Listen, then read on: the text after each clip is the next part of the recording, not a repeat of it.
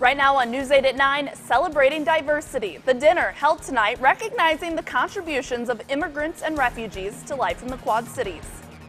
And cyber safety, where kids and adults are learning how to keep their personal life private on the internet.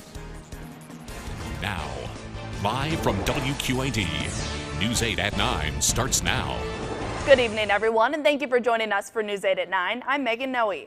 Topping our news tonight, a dinner celebrating diversity.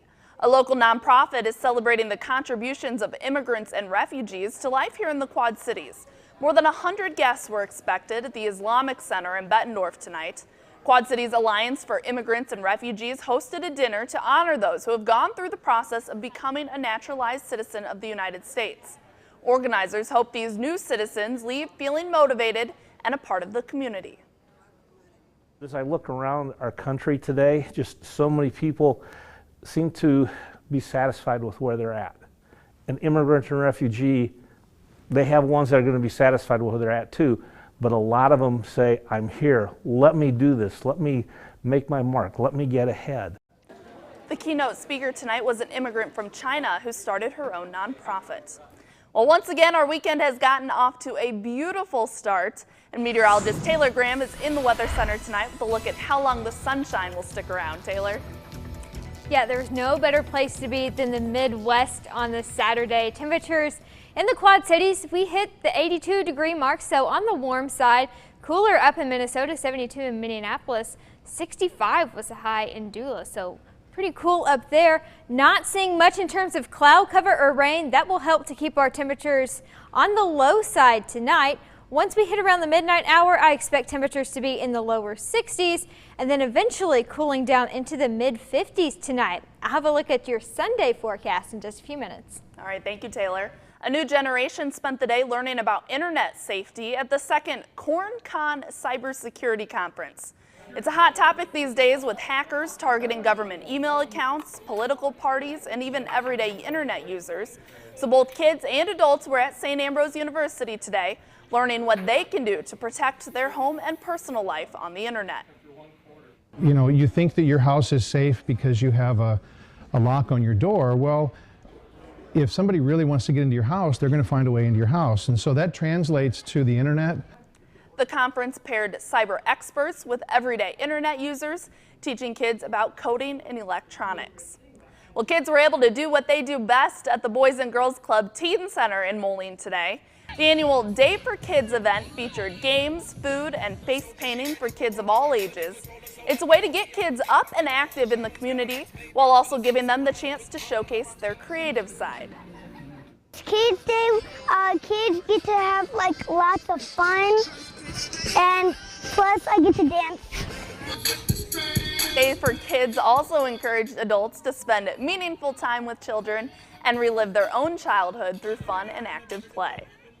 Quad City athletes had to paddle, bike, and run their way to victory this morning. An adventure triathlon known as Taming of the Slough took over East Moline's Empire Park today. Competitors had to paddle down the Mississippi and Campbell's Island Slough, bike about 8 miles through Illinois Forest Preserve, and finish up with a run on the Great River Trail. Athletes say it's a great way to enjoy the day and in some friendly competition. I love the event. I think it's a truly unique event, and especially within the Quad Cities, and I really want to see it succeed. The money raised from today's triathlon will go help QC River Action. Dogs in Milan didn't need a runway to strut their stuff today. They just needed this year's Mutt Strut.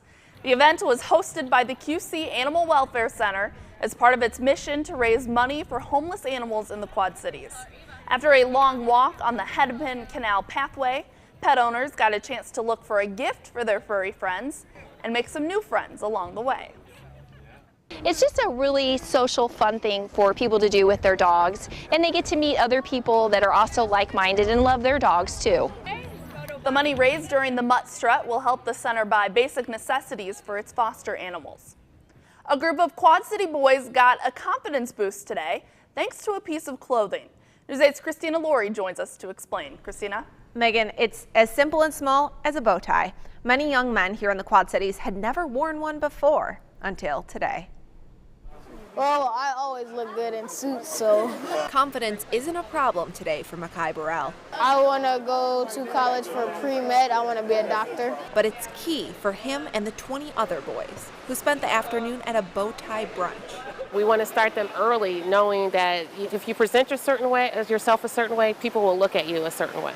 That's the purpose of this brunch, using something as simple as a bow tie to bring together these young men and their adult mentors. As adults, we have to start to establish relationship. We expect a lot out of these children, but we don't even know who they are. For us to want to expect something from them, we have to establish relationship with them. Mentors help the boys tie bow ties today, but plan to tackle bigger issues down the road.